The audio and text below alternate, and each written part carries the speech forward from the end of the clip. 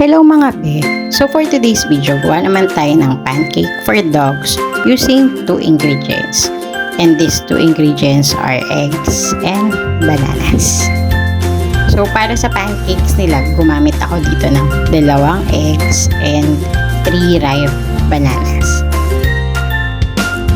So yung una natin gagawin is imamash natin yung 3 bananas.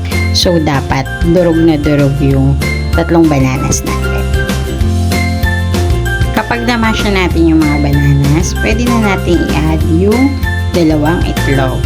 And then, haluin natin silang mabuti hanggang makombine sila lahat.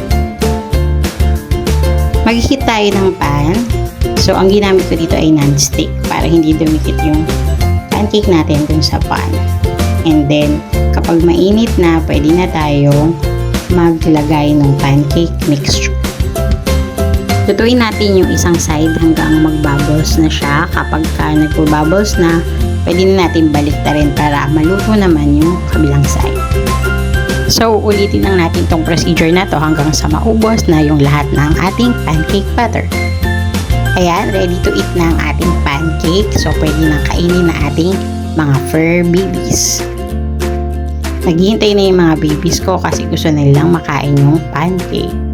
At nagustuhan nga nila yung pancake na niluto natin.